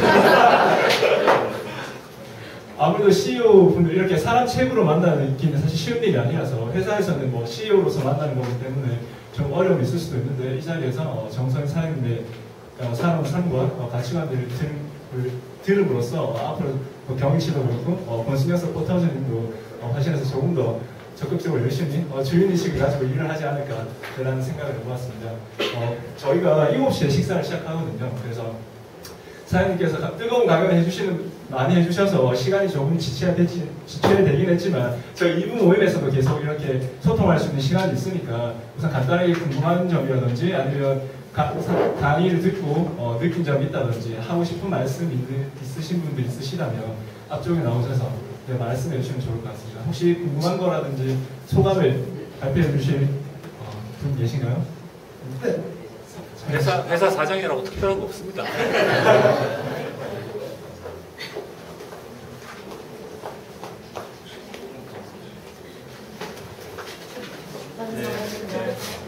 안녕하십니까. 대구남초등학교 교사 서채영입니다. 선생님이세요? 네. 선생님 무서워하는데. 네, 오랜만에 너무나 가슴 떨리는 강의 잘 들었습니다. 제가 얼마 전에 친구한테 이런 질문을 들었습니다. 질문이 아니라 그 친구의 고민 상담이었는데요. 그냥 하소연이었는데 저는 이제 해줄 말이 없어서 그래서 그냥 힘내. 기다리다 보면 잘 될 거야. 이런 말밖에 해줄 수 없었는데 오늘 사장님은 그 친구에게 왠지 답이 될 것 같아서 제가 조언을 좀 드리려합니다. 저희 나이 때 지금 신입사원으로 회사 생활을 시작했는데 자기가 생각한 이상과 너무 달라서 일주일에 뭐 9시, 10시까지 맨날 야근을 하고 출장을 가고 주말도 쉬지 못하고 가족 모임이라고 이제 뻥을 쳤는데도 불구하고 회사 동료의 결혼식을 가야 되는 부산까지 가야 되는 그런 문화 그런 것 때문에 이제 이 직장을 그만둬야 되나? 나는 여기서 계속 살아야 되나? 지금이야 제가 나이가 30인데 이 나이 30에 다른 삶을 찾으러 다시 떠나야 되나? 이런 생각을 좀 갖고 있는 친구가 있어요. 그래서 저는 사실 교사라 일반 기업의 문화에 대해서 잘 모르고 그냥 듣고만 있었는데 사장님께서 지금 만났다면 어떤 질문 하셨을지. 굉장히 많이 받는 질문 중에 하나입니다. 그리고 요즘 젊은 분들이 가장 힘들어하는 것 중에 하나이기도 하고요. 뭐 이건 자연스러운 거라고 생각을 합니다. 근데 제가 이제 제 입장에서 말씀을 드린다면 이제 두 가지를 말씀드리고 싶은데요. 젊을 때 사실 회사 일이 됐건 뭐가 됐건 간에 그게 지금은 좀 힘들죠. 왜냐하면 회사에서 그만큼 오랜 시간 일을 해야 된다는 것 자체가 힘드니까요. 거기에 방향이 맞춰지면 아마 힘들 거예요. 그런데 지금 투자하는 이 시간이 여러분들 앞으로 30년의 밑거름이 된다고 생각을 하면 아마 조금 휴일날 일하고 하는 것도 의미가 있지 않을까 그렇게 생각을 하고요. 제가 더 말씀드리고 싶은 거는 만약 이런 이유로 회사를 그만두면 영원히 계속 그만둬야 됩니다. 제가 우리 회사에서 그 젊은 친구들이 회사를 그만두고 다른 데로 뭐 가건 다른 일을 하기 위해서 그만둘 때 신입사원들한테 향후에라도 그런 일이 생기면 어떤 경우에 그만두라고 얘기를 하냐 하면 자기가 분명하게 이거는 나하고 적성이 맞지 않고 나한테 어떤 다른 맞는 업이 있겠구나, 혹은 내가 어떤 목표를 가지고 있어서 그걸 이제 직장 경험을 통해서 어떤 걸 시작을 해야 되겠다, 아니면 내가 지금 일하고 있는 회사보다 더 좋은 회사에 보수를 더 받고 직급을 올려서 내가 경쟁력이 있으니까 그렇게 가겠다, 이렇게 해서 그만두면 내가 받아들이겠지만 회사 일이 힘들어서 근무 시간이 길어서 옮겨봐야 거기서 거기입니다. 거기서 거기에요. 그리고 그렇게 해서 그만두기 시작하면요, 딴 데 가서도 똑같은 이유로 그만두게 됩니다. 똑같은 이유. 이 회사 근무 시간이 길고 휴일날 근무해야 되고 와 거의 같은 이유로 많이 나오는 거가 동료와의 갈등, 직장 상사와의 갈등 등으로도 많이 그만두거든요. 이게 더 힘든 겁니다, 사실은. 회사 일 많고 힘들고 한 건 본인이 노력을 하고 의지로 극복이 되지만 동료와의 갈등, 상사와의 갈등은 그거 가지고도 안 되는 거거든요. 그 역시 마찬가지입니다. 제가 볼 때는 이건 뭐 동의를 할 수도 있고 안 할 수도 있는 문제지만 그 역시 그런 이유로 그만두게 되면 딴 데 옮겨서도 마찬가지입니다. 딴 데 옮겨서도 그 문제는 어찌됐든 간에 그만두더라도 안에서 일단 해결을 해놓고 그만두셔야 돼요.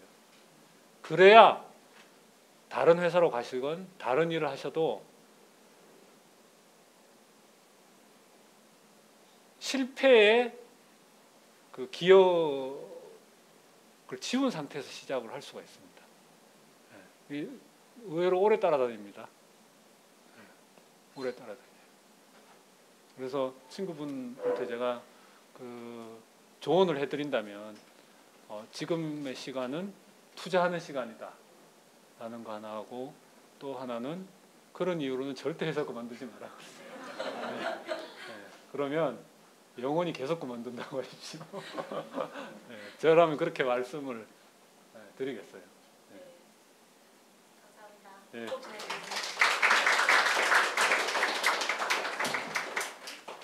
저희가 15분까지 Q&A 시간을 좀 더 가져볼까 하는데요. 오늘 이 시간을 조금 더 의미 있게 되게 용기 있으신 분 있으시면 앞쪽으로 나오셔서 말씀해 주시면 좋을 것 같아요. 네, 나와주세요.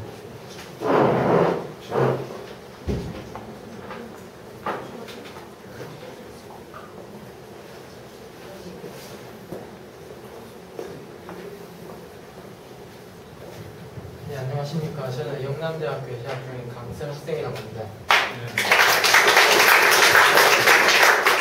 다름이 아니라 제가 유학생활 하셨다 그러길래 제가 항상 주변에 친구들이나 갔을 때 항상 물어보는 질문이 하나 있습니다. 왜냐면 저도 이제 전역하고 처음 해외 나갔을 때도 그때 밖에 났고 막 가슴이 벅차고 그다음에 세상 넓다 느낀 게 있는데 항상 물어보면 혹시 유학생활 중에서 만약에 어떠한 일이 있거나 있을 때 막 가슴이 벅차오른다든지 아니면 내가 나오길 참 잘했다 아니면은 뭐 세상은 참 넓구나 느끼셨는 뭐 일이라든지 아니면 에피소드 구체적인 일이 있는지 궁금해서 제가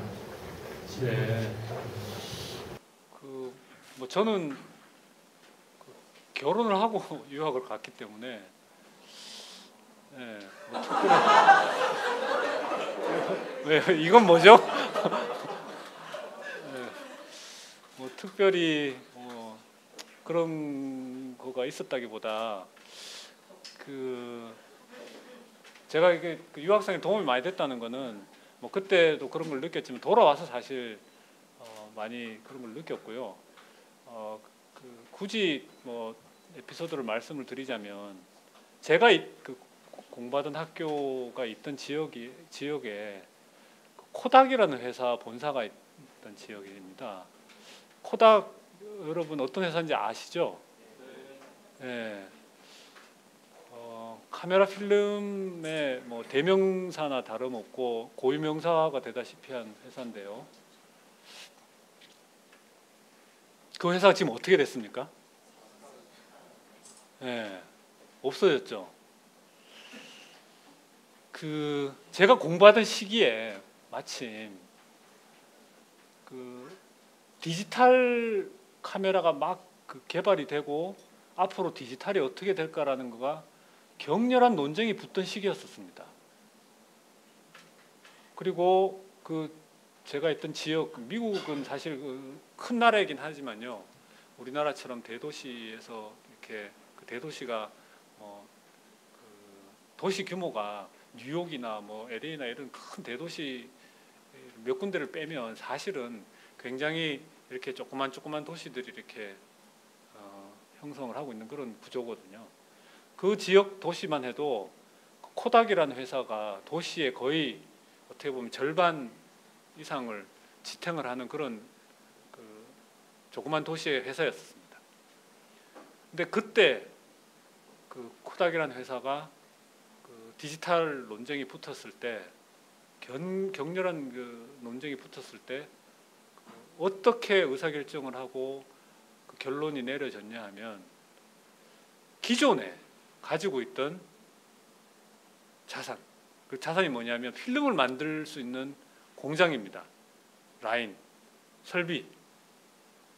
이게 너무 크다 보니까 포기를 할 수가 없었던 거예요. 네. 버릴 수가 없었습니다. 세상이 바뀌어 나가고 있는데 공룡이 그래서 없어졌는 말 같아요. 네. 그 많던 직원들이 갑자기 디지털이 돼버리면 어떻게 해야 되죠? 갑자기 할 일이 없어지는 거예요. 그런데 디지털과 관련된 원천 특허는 코닥이 가장 많이 가지고 있습니다. 디지털 카메라 관련된 특허를 가장 많이 가지고 있던 회사가 코닥이거든요. 그때 일찍 빨리 의사결정을 과감하게 했었더라면 아마 지금 전혀 다른 상황이 벌어졌겠죠.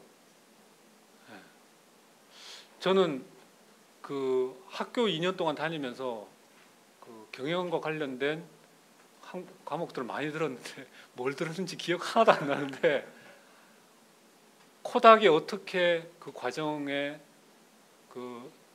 논쟁을 겪고 의사결정을 하고 결과가 어떻게 됐느냐가 너무나도 생생하게 남아 있으니까, 지금도 어떤 어려운 의사결정을 할 때는 그걸 많이 생각을 합니다. 내가 지금 혹시 현재 매물 가지고 있는 이 기존 자산에 너무 몰입이 돼서 내가 혹시 놓치고 있는 건 뭐가 없는가, 내가 뭔가 잘못 판단하고 있는 건 아닌가 라는 걸 그 사례로 많이 생각을 하거든요.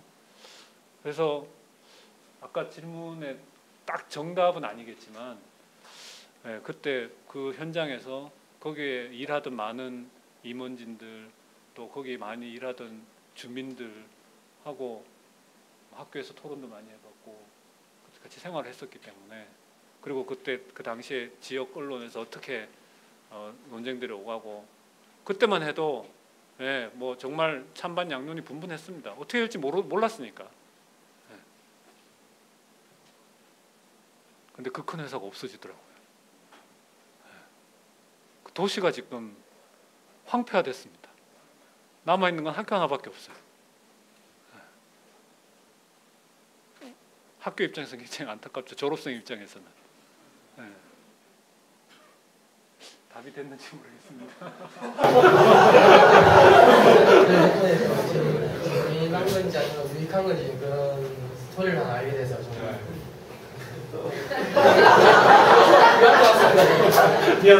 감사합니다.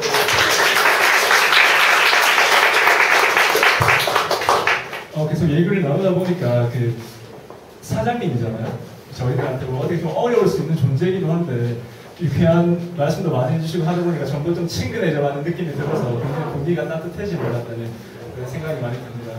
혹시 또 궁금하신 거나 하고 싶은 말씀 있으신 분? 네, 보내주세요. 근데 밥은 뭘 주나요? 식사는 4가지 메뉴가 있는데요.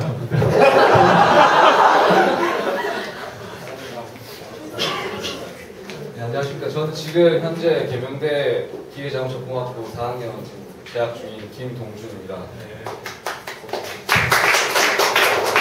우리 회사와 관련된 전공을 하시나요? 네, 제가 이번에 하신 사장님께서 오신다고 해가지고 굉장히 또 기대하고 몇 달 전부터 이제 수명님께서 계속 말씀하셔가지고 꼭 참석하겠다고 했는데 또 이렇게 사장님이신데 저는 좀 어렵게 생각했거든요. 근데 또 여기서 편하게 말씀해 주시고 해서 용기 내서 나와봤는데 지금 말씀을 듣다가 궁금한 점이 있는데 지금 용기 내서 말해도 지금 너무 긴장이 돼가지고 제가 너무 가고 싶은 또 회사고 좋아하는 회사 사장님께서 오시니까 긴장이 되는데 당시 면접을 보는 것 같습니다. 그런 느낌이라고. 걱정하지 마세요. 그냥 사람 못 알아보거든요.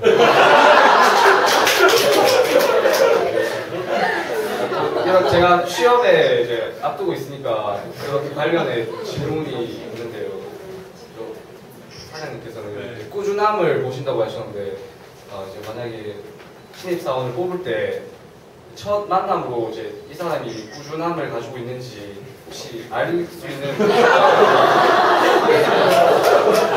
어떻게 보시는지. 정말 좋은 질문입니다. 그리고 가장 어려운 질문이네요. 이게 이런 질문 많이 받습니다. 솔직히 면접을 해보면요, 여러분들 솔직히 면접을 준비를 하시고 면접을 오는 당사자 입장에서는 좀 억울하실 거예요. 이게 지원자는 많고 또 짧은 시간에 이 사람을 뽑아야 되냐 말아야 되냐 결정한다는 게 사실 참 신이 아닌 이상에 거의 30년 가까운 인생을 살아온 사람을 인당 시간으로 나눠놓고 보면요, 뭐 1차 면접 있고 하지만 2차 면접을 하는 저 같은 경우에 평균 10분이 돌아갈까 말까 합니다. 한 사람 앞에 놓고 보면요, 10분을 가지고서 30년 가까운 인생을 살아온 사람을 판단을 한다? 불가능한 얘기죠. 불가능합니다. 그럼에도 불구하고 그럼 왜 그렇게 하느냐? 네, 시간이라는 자원의 제약 때문에 어쩔 수 없어서 그렇게 하죠. 그래서 그러면 그럴 때 어떤 기준으로 결정을 하냐라고 질문을 많이 하시는데, 일단 좀 이렇게 말씀을 드리면 조금 죄송하지만,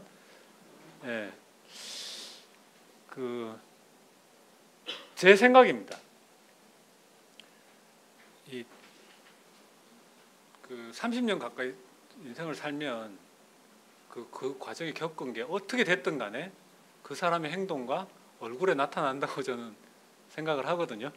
일정 부분, 다는 아니겠지만 상대방을 속이려고 작심을 하지 않은 이상에 사기를 치려고 하는 경우는 다르죠. 그건 다릅니다.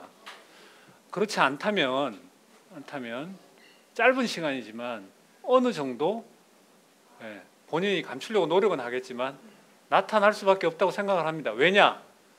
굉장히 압박을 하는 환경이고 그 짧은 면접이라는 환경 자체가요. 그리고 혼자 면접을 하는 게 아니라 저희 회사 같은 경우는 4명 내지 6명까지 이렇게 조를 편성을 해서 들어옵니다.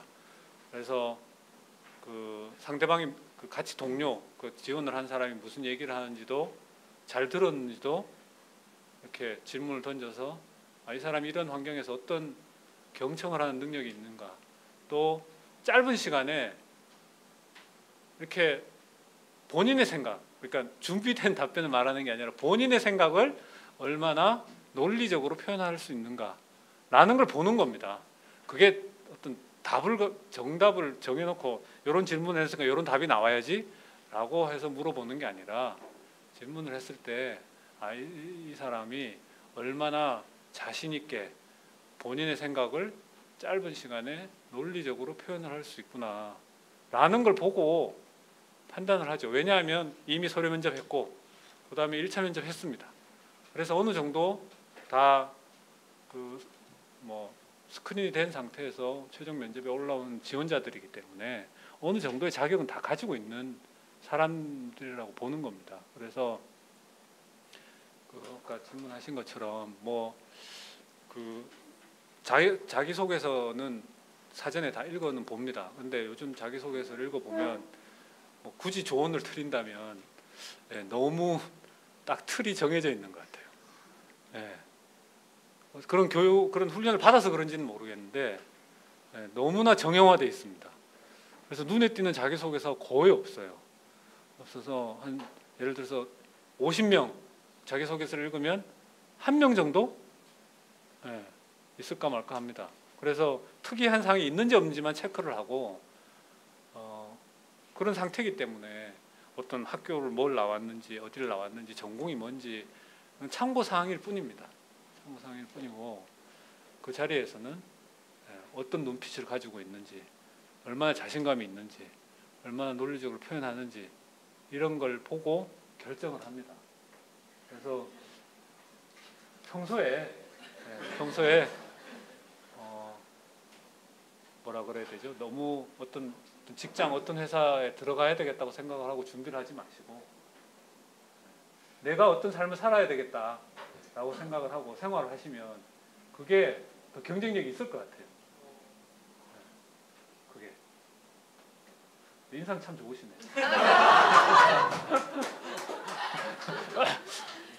눈이 작은 게 저하고 똑같네요. 유익한 말씀 너무 감사하고요. 나중에 화신에서 꼭 뵐 수 있었어요.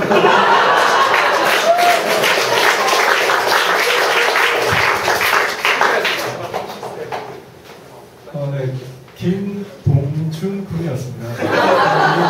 경희대학교 기계 자동차 잘 될 거라고 생각합니다. 좋은 팀을 사장님께 얻었으니까 아마 하신인으로서도 만나뵐 수 있지 않을까 생각합니다. 참고로 그래서 올해부터 채용 방식을 저희는 바꾸려고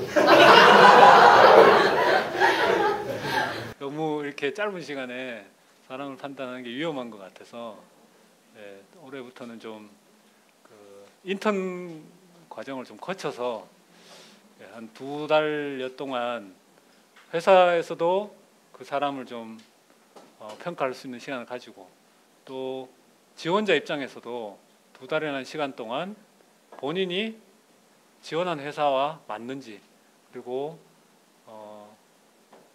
좀 회사를 판단할 수 있는 서로 좀 공평해야 되지 않겠어요? 그래서 그런 과정을 거쳐서 올해는 좀 사원을 뽑으려고 지금 그렇게 우리 화신 같은 경우는 그렇게 준비를 하고 있고 그렇게 이미 시작을 했습니다.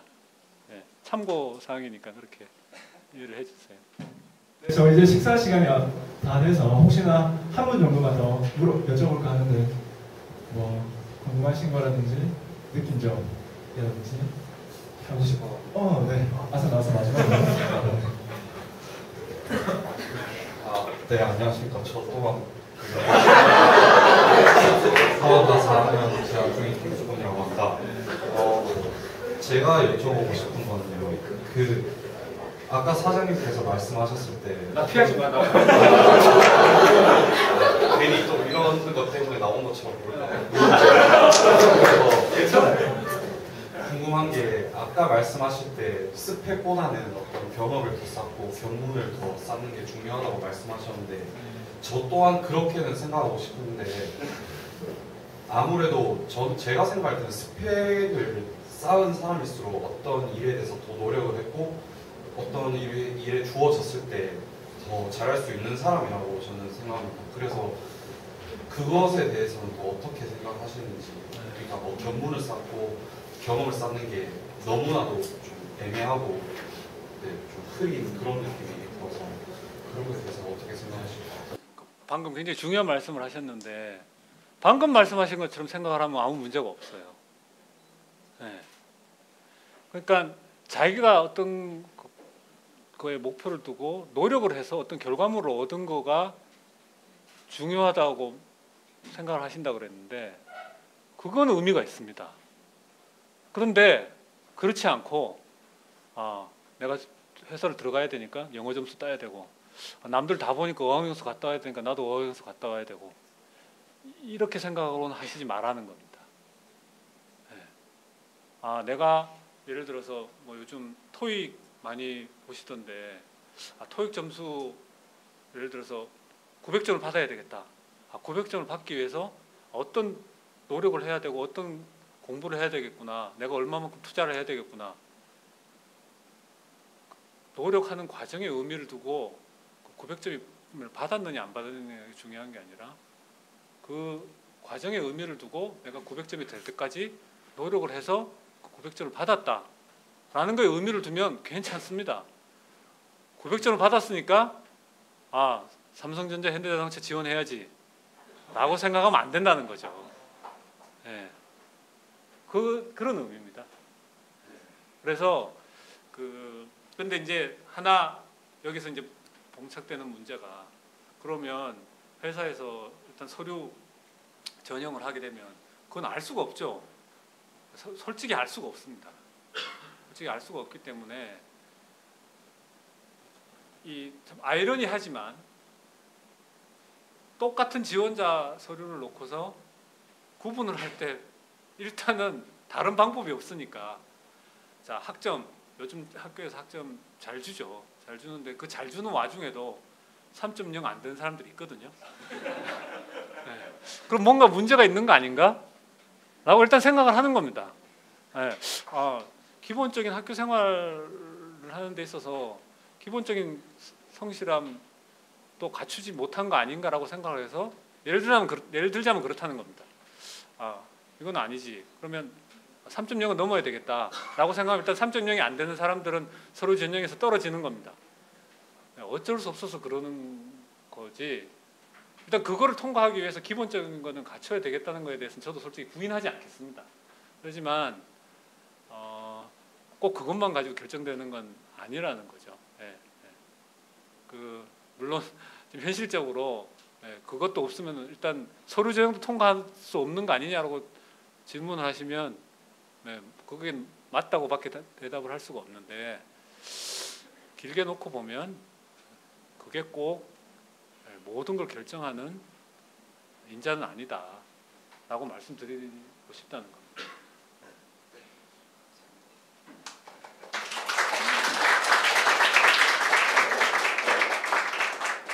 조명에 예비 발신인이 생기기 바랍니다. 저희 식사 시간 가지고 식사 후에 계속 얘기 나누도록 하겠습니다.